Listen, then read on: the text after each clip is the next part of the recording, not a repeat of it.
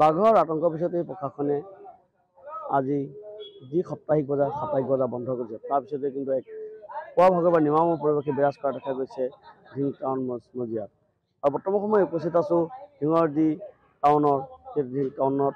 আৰু মই প্ৰথমে কিছু সামগ্ৰী দেখাই ল'ব খুজিছোঁ কেন্দ্ৰীয়সকলক, যিহেতু আজি 14 দিন ধৰি যি বাঘে আতংকৰ সৃষ্টি কৰিছে ঢিং বজাৰৰ লগতে যি দাঁতিকাষৰীয়া অঞ্চল সেই সকলোতে বাঘে আতংকৰ সৃষ্টি কৰিছে। তাৰপিছতে 4জনকৈ লোকক বাঘে আক্ৰমণ চলোৱাৰ পিছতে যোৱাকালি এজন বন বিষয়া বা বন কৰ্মীক বাঘে আক্ৰমণ চলাইছিল। তাৰপিছতে কিন্তু আতংকময় পৰিৱেশে বিৰাজ কৰা দেখা গৈছে ঢিং বজাৰত। কিন্তু যোৱাকালি দিনজোৰা প্ৰচেষ্টাৰ পিছতো যেতিয়া নেকি বন বিভাগে বাঘটো ট্ৰেংকুলাইজ কৰিবলৈ সক্ষম হোৱা নাছিল, তেওঁলোকে বাঘটো আটক কৰিবলৈ সক্ষম হোৱা নাছিল। তাৰপিছতে মাইক যোগে ঢিং পৌৰসভা হওক বা যি প্ৰশাসনক তেওঁলোকে মাইক যোগে ঘোষণা কৰিছিল যে আজি যি দৈনিক বজাৰ, যিহেতু আজি বুধবাৰ ঢিঙৰ দৈনিক বজাৰ যি সাপ্তাহিক বজাৰ সেই সাপ্তাহিক বজাৰ বন্ধ ঘোষণা কৰিছিল। লগতে পুৱাৰ দেখা গৈছে যে বৰ্তমান সময়লৈকে কিন্তু কোনো দোকান বজাৰ খোলা দেখা যোৱা নাই।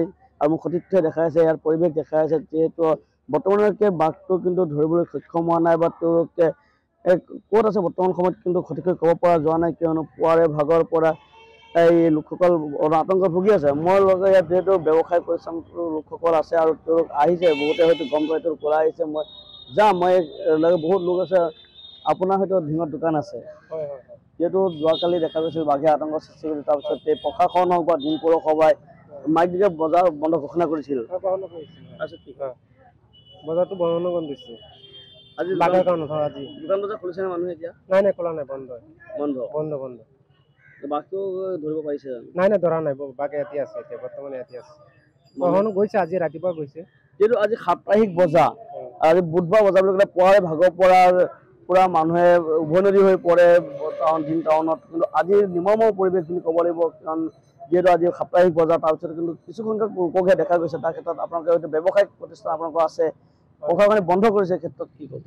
বাঘৰ কাৰণত বন্ধ কৰিছে প্ৰশাসনে।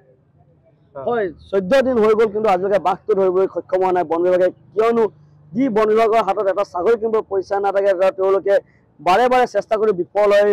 কালি 4খনকৈ JCB লৈছে আনি, কিন্তু বাঘটো ধৰিবলৈ বিফল হৈছে। দিনজোৰা প্ৰচেষ্টাৰ পিছতো কিন্তু বাঘটো তেওঁলোকে ট্ৰেংকুলাইজ কৰিব নোৱাৰিলে। কিন্তু এই বন বিভাগৰ চৰম ব্যৰ্থ বুলি ক'ব লাগিব। মোৰ আন ব্যৱসায় প্ৰতিষ্ঠানসকলো আছে। দাদা আপুনি ক'ৰ পৰা আহিছে? ঢিঙৰে। হয়, পুৱাৰে ভাগৰ পৰা হয়তো মানুহ নিৰ্মম পৰিৱেশ দেখা গৈছে। বন বিভাগৰ লগতে প্ৰশাসনৰ লগতে পৌৰসভাই কালি মাইক যোগে ঘোষণা কৰিছে যে আজি সাপ্তাহিক বজাৰ বন্ধ। কি ক'ব? হয়, যিটো বাঘৰ আতংক হৈ আছে, সেইকাৰণে বন্ধ দিছে প্ৰশাসনে হওক বা বন বিভাগৰ পৰা হওক, নহ'লে মানুহক ক্ষতি কৰিব পাৰে, সেইকাৰণে বন্ধ দিছে। যিহেতু আপুনি এজন স্থানীয় লোক হয়, আজি 14 দিন হৈ গ'ল এটা বাঘে 4জনকৈ লোকক আক্ৰমণ কৰিছিল ঢিঙৰ যি দাঁতিকাষৰীয়া অঞ্চলত। কিন্তু সেই প্ৰশাসনৰ হাতত এটা ছাগলী কিনিব পইচা নাছিল। ৰাইজৰ দান বৰঙণিৰে ছাগলীটো দি পিঞ্জৰাবদ্ধ কৰিব চেষ্টা কৰিছিল, নোৱাৰিলে। ছাগলী খাই বাঘ গুচি গ'ল। আৰু যোৱাকালি ঢিঙত ওলাইছিল, দিনতো কিন্তু দিনজোৰা প্ৰচেষ্টা চলাইছিল, কিন্তু ট্ৰেংকুলাইজো কৰিব নোৱাৰিলে। 4খন JCB আনি ট্ৰেংকুলাইজ কৰিব নোৱাৰিলে। দুটাকৈ ট্ৰেংকুলাইজ দল আহিছিল। এই ক্ষেত্ৰত আপুনি কি ক'ব? প্ৰশাসনে কি ক'ব? প্ৰশাসনে এতিয়া চেষ্টাটো চলাই আছে। সিহঁতেও কাইলৈ JCB 4খন লৈ প্ৰশাসনে হওক বা ৰাইজে হওক চেষ্টা কৰিছিলে, এতিয়া ধৰিব নোৱাৰিলে। এতিয়া তো বন বিভাগৰ চৰম ব্যৰ্থ বুলি ক'বনে আপুনি তেওঁলোকৰ গাফিলতি বুলি ক'ব? হয়, এইটো সিহঁতে গম পাব এতিয়া কেলৈ ধৰিব পৰা নাই, কিহৰ কাৰণে, বা সিহঁতেও চেষ্টা চলাই আছে বাৰু। আমি যিটো কালি দেখিছোঁ পৰিস্থিতি, 4খন JCB লৈ মৰাপাট খেতিত ভাঙি চুঙি একেবাৰে হেৰি কৰিছে। পিছত মানুহৰ গাৰ ঘাম মাটিত পেলাই খেতি অতি কষ্টৰে খেতি কৰিছিল, কিন্তু সেই খেতি তেওঁলোকে ভাঙি নষ্ট কৰি কিন্তু বাঘ ধৰিব নোৱাৰিলে। কিন্তু তেওঁলোক গুচি গ'লগৈ। এতিয়া বৰ্তমানলৈকে এজন প্ৰশাসনৰ লোক নাই বা এজন বন বিভাগৰ লোক নাই। বাঘটো ক'ত গ'ল তেওঁলোকে বৰ্তমান লক্ষ্যও কৰা নাই। এই ক্ষেত্ৰত কি ক'ব?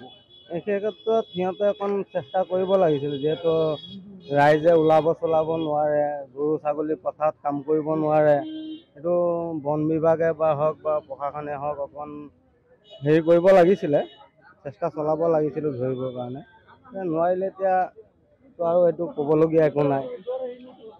হয়, আজি 14 দিনৰ পিছত যেতিয়া বাঘটো ট্ৰেংকুলাইজ কৰিব নোৱাৰিলে বা বন বিভাগে ধৰিব সক্ষম নহ'ল, বাৰে বাৰে আহি তেওঁলোকে ব্যৰ্থ হয় বা তেওঁলোকে প্ৰচেষ্টা চলাই দিয়ে। তেওঁলোকে চৰম ব্যৰ্থ হয় তেওঁলোকৰ হাতত এটা বাকী পইচা নাই কিন্তু যোৱাকালি যদি তেওঁলোকে ইচ্ছা কৰিলে হয় যি মহাভাৰতলৈ কালি বাঘটো চাৰি চাইডে তেওঁলোকে বেৰ দি ল'লে বা তেওঁলোকে বেৰ দি পেলাই বাঘটো ধৰিব চেষ্টা কৰিব পাৰিলে কিন্তু তেওঁলোকৰ হাতত কিন্তু 4খন নেট কিনিবলৈ পইচা নাছিল যিহেতু তেওঁলোকে বাৰে বাৰে ব্যৰ্থ হৈছে 4খনকৈ জেচিবিলৈ কিন্তু তেওঁলোক ব্যৰ্থ হ'ল এয়াই নেকি আমাৰ যি অসমৰ যি নেকি বন বিভাগৰ এয়াই নেকি তাক লৈ এতিয়া ৰাষ্ট্ৰীয় প্ৰশ্নৰ সৃষ্টি হৈছে কিয় বাৰে বাৰে তেওঁলোক বিফল হয় আৰু আজি প্ৰশাসনৰ লগতে যি ধিং টাউন পৌৰসভাই যোৱা ৰাতি মাইক যোগে ঘোষণা কৰিছে তাৰপিছত কিন্তু এইদৰে এক নিৰ্মম পৰিৱেশে বিৰাজ কৰিছে ধিং অঞ্চলত।